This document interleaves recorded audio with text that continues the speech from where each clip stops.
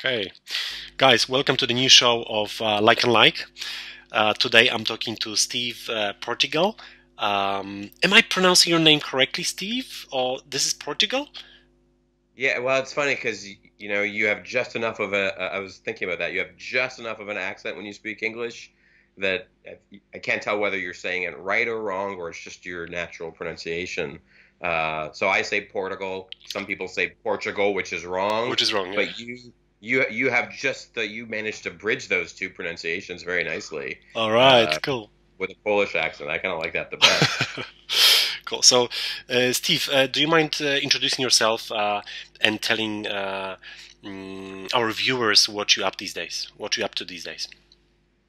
Yeah, I'm Steve Portigal. I'm speaking to you today from Montera, California, which is just outside of San Francisco, where I run a user research consulting practice. I'm in, for work these days, I'm in the least glamorous and most stressful part of a user research process, which is trying to get a bunch of interviews set up. In this case, we're trying to line up certain kinds of surgeons in different hospitals around the United States, and then all the support personnel that work with them. And so I have somebody that's doing that. So it's very slow going. The calendar for the project is completely up in the air. I'm trying to sort of reassure my clients, and so it's sort of tough to be logistical and appear competent when the process, by definition, because it's about people, Uh-huh. is so open-ended. Yeah. So there's no content. There's nothing really happening. I'm Uh-huh. not an expert. I don't know anything. I haven't talked to anybody. But every week time marches on, and we're trying to put this kind of But open-ended thing together. obviously, you have a deadline for that, right? Uh, hmm. In this case, I think this organization felt like it's more important to talk to these people, and we don't know what that's going to take, than it is let's do X interviews by decision date, Yeah. Y. Yeah. So we're doing a little bit of we have some deadlines, but we also know we need this information, and Okay. even that's a negotiation that's kind of going on. So it's uncomfortable, it's Yeah. stressful because no one really knows what's happening. Yeah, so I So suppose the bar is pretty high in terms of the requirement from the user point of view, as in you have to talk to medical practitioners, doctors, right? Okay, surgeons with surgeons even. specific Okay. surgeons who use specific equipment to perform certain kinds of Oh, I surgeries. see. Okay.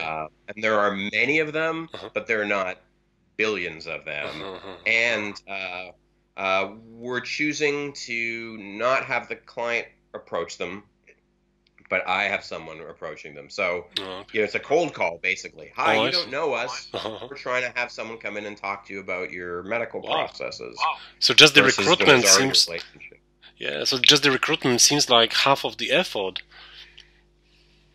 Yeah, Yeah. it's a significant effort Yeah. Wow. in terms of time, and I think it's Yeah. gonna cost a certain amount of money, and Yeah. yeah, it's a big investment on their part Yeah. Good luck with for that. sure. Yeah, I'll be ready. I'm Okay. so excited to do the first one. Yeah. So, Stephen, coming to the first question of our show, which is that one thing that you have stumbled upon that you are fond of. It can be anything, really, a tool, a method, a fad. Yeah, I want to share an experience that I had, and Okay. I think it makes me think about we talk about this phrase experience design, we talk about service design, but then sometimes things happen to us, and it really kind of for me anyway. So this was an experience having a walking tour, a guided tour, and I've had some of these over the years when I travel that are just really wonderful. In this case, it was recently in New York City, and it was a walking tour. I mean, New York City is the where a lot of music history happened. So this is a punk rock historical walking tour, mostly in the neighborhood of the East Village in Manhattan. So this was a walking tour of history of punk rock, and within New York City, and you just never know what that's going to be, who's going to be giving the tour, what's kind of their affect or style, what information will be interesting to you, how will you sort of feel about it, and it was so great. It was only 2 hours. And like they walk you around. Here's a building where someone from the Ramones lived. Here's a Uh-huh. building where Iggy Pop lived. Uh-huh. And you go on the internet, you can find all that information. There are tours and maps and photos, and you can kind of recreate it. And I started to think about what made this better. Like I Uh-huh. knew some of these locations, I knew where they were. Uh-huh. Um, so one example, we saw the building that was used as the cover art for an old Led Zeppelin, well, they're all old, a Led Zeppelin album called Physical Graffiti, which is a bunch of, it's an apartment building. Uh-huh. And, so we're standing in front of the building and the guy brings out a laminated photo of the album The cover and then cover. holds it up. We're looking at the building and he points out all the things that are similar, all the things that have changed in like, whatever, it must be 40 years, 35 years. And then he has a little bit of history. Here's why the building was chosen. Here's who lived there. Here's what the relationship was to the artist, to the cover artist. Here's a picture of the back of the album, and here's what this was like. And here's a newspaper clipping about this. And here's a picture from when the Rolling Stones shot a video here. And he Uh-huh. had just so much, Intel. layers of information that kind of built up from this data points. And then the other thing that I think was really excellent was sort of this issue of authenticity. This guy who led the tour, like this was his life, this was his experience. He grew up in this era. He went to these clubs. He followed these musicians. And, we have this phrase about lived experience that we kind of talk about, right? This was his lived experience. Uh-huh. And, um, but he also didn't make it about him. It was about him kind of sharing with us. But it was clear when we would have conversations or ask questions that and this was real to him. This was history. He had Mhm. passion for it. And so he could share it in a way that no one else could. Like you could have recorded this, written it down, Mhm. downloaded every Wikipedia page imaginable, and sort of trained yourself to give the tour, Mhm. but it would never be as good because it just didn't come from that really strong, authentic place of this Yeah. this guy. And It's a very nice story. Very nice story. Yeah. This makes me well, think of sometimes I have this experience in a restaurant. I'm sure you've experienced something like that as well, and that is the waiter or the waitress. Um, 1 out of 10 is the person that you're talking to. You have a feel that this person is like a host, almost like you are talking to him or her in their own place. And not often enough we get a chance to talk to people like that. And so this is kind of similar in a way, like you said, lived experience. Mm, cool, cool, cool, cool. yeah, good take. And on the flip side, Steve, something that you're super Yeah, fed up with. yeah. Uh, Also on the same trip to New York, I was in a store and or restaurant, and there is a machine to dispense water. You can, fill up your glass, fill up your water bottle, and it has two buttons on it, or two levels of service. One is free water. Just press the button, you get water. Uh-huh. The other button, I don't know if it's a button or I don't remember the interface, but you needed to have an app. Download this app in the App Store and sign up. I don't know I didn't do it, so I don't know. But if you have the app, then you get cold water that's been filtered. So, Right, and the so other button, the first button, is unfiltered, right? right. I mean, it's not poison; it's just city water. But even by creating this separation, Uh-huh. um, they're sort of suggesting that there's two classes of people, right? I mean, who can afford a phone? Not everyone has a smartphone. And that it just felt very dystopian. It just felt very dark. Like, oh, Mhm. this is our future. We're going to create classes of people like who can get clean water, who can Mhm. get cold water. Mm. You just feel like something in like a Mad Max movie or something like that. That Yeah. that that people with the electronics, with the money, the disposable income, that those people are the ones that get access to kind of the best water. Water's like, air and water are the most fundamental things we consume as living beings, right? And they're already, using an app, sort of the most banal technology thing, to create this class system around who can access this. Uh, Uh, and it it made me sort of angry and sort of sad. And that this is maybe a philosophy to design, that someone thought this was a good idea. We'll give it free to everybody. They didn't really think it through in terms of the way that what the message they were sending was. They took sort of a functionality approach, and you have free. I mean, this is how the web works, right? Yeah. Free and premium experiences. Yeah. Sign in to not get ads. Yeah. So they took this concept a little bit further, and obviously, I mean, the intention there was to gather emails, right?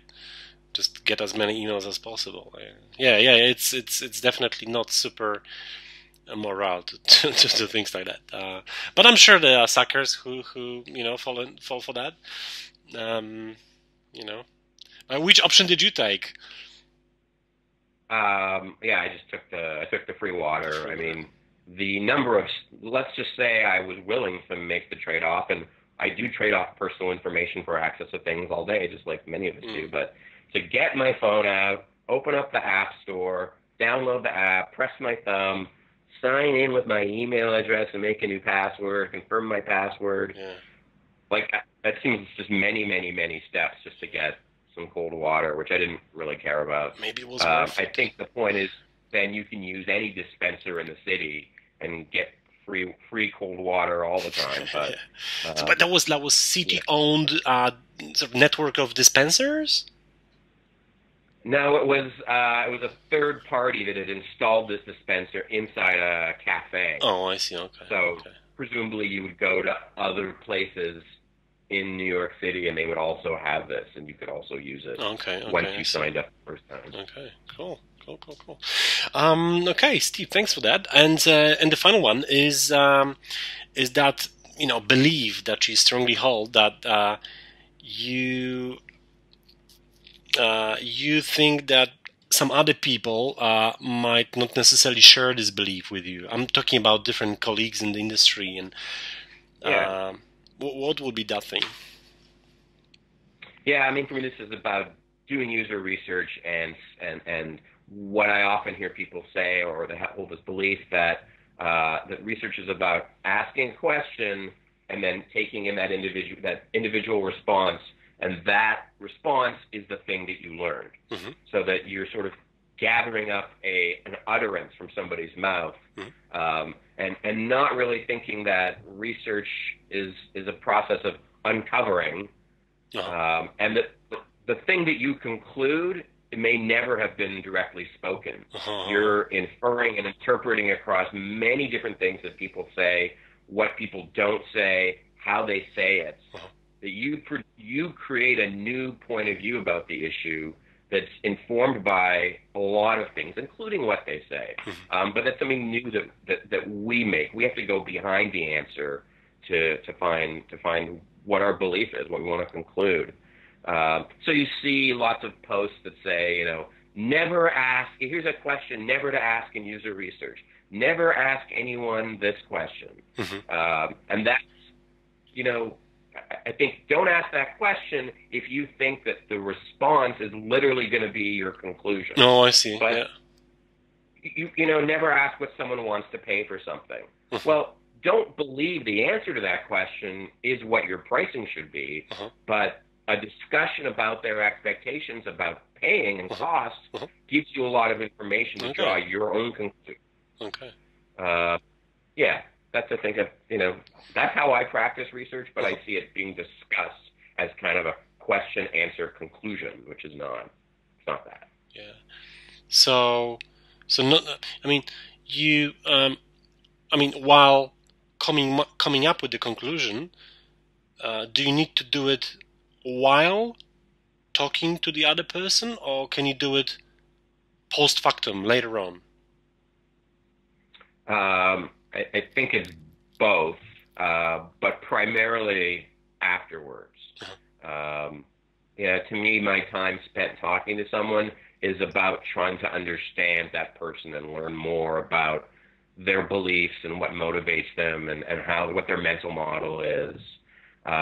And then, obviously, I'm interpreting and reading between the lines while we're talking, But my conclusion, my recommendations, my interpretation can't happen when I'm talking to one person. It has to happen when you look at the whole set. What's everything we've talked about, and how do we weigh and interpret all those different pieces we've heard. And can I ask you one more thing? When you're talking to users, on what basis do you determine an appropriate number of participants in a particular run of research? I mean, that do you is usually... the big question. Yeah.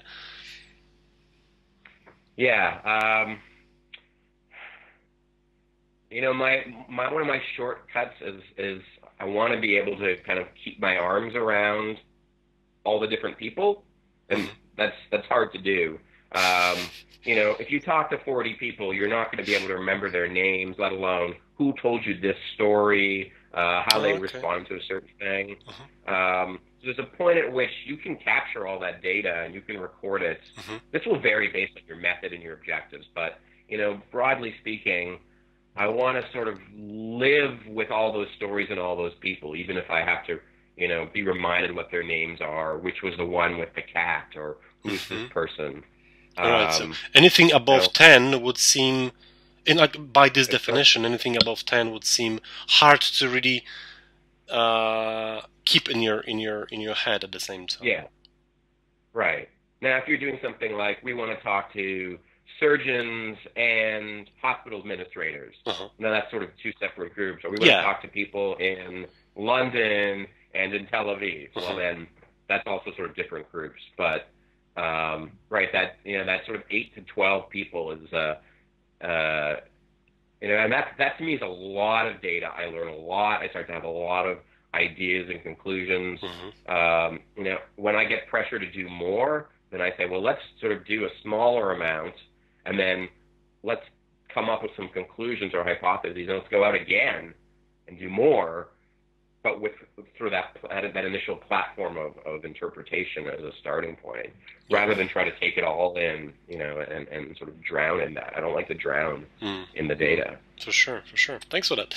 All right, Steve, you know, by what you said, I'm definitely looking forward to your talk at ProductCamp and the workshop. I myself probably will not be able to participate, but do you mind giving us just a, you know, super quick intro to the workshop as well as your keynote? Yeah, the workshop is going to be a day spent learning about doing user research, and we're going to go through a whole process and look at you know, how do we even think about what problem we're trying to solve? What are some of the practicalities? Like you just raised a really important one about sampling. We're going to dig into the mechanics of asking questions and listening to answers, and then you know, spend a good chunk of the day on what do we do with this information, which you also just asked about, and then how does that get turned into design or ideas for design or implications. So, so it's a busy day to kind of go through that whole. So the whole process, end to end, so to speak. Yes. I mean, there's so many different kinds of research to do and so many different methods. So we're going to sort of take one slice through it. End to end, and then the keynote will be about you know, it's kind of what the water dispenser example is. There's a way that product, clearly there's a mindset behind the creation of that product that says, you know, here's where ideas for solutions come from, and I want to look at just some different ways of going about making things, whether it's, you know, innovating or inventing. I know we have a lot of labels for this, and we tend to prefer some over the others, and there's different advantages to different approaches. So I kind of want to lay them out and say, you know, here's what it takes to be successful here. Here's what the limitations are here. You know, sometimes we want to emulate famous examples, but our context is very different. We can't all be, you know, name your favorite, you know, disruptive innovator here. We can't all do that. So what are some of the factors that make them successful? And then what approaches do we want to pick? I want people to make informed choices of their approach, and look at their trade-offs. Okay, brilliant. That's basically what it'll be about. Yeah. Can't wait. Only 3 weeks to go. I'm really looking forward to it. Brilliant. Steve, thank you very much on behalf of our audience and myself. Looking forward to catching up with you in person in June in Gdynia in 3 weeks' time. And have a great day. All right. Thank you. Thanks very much.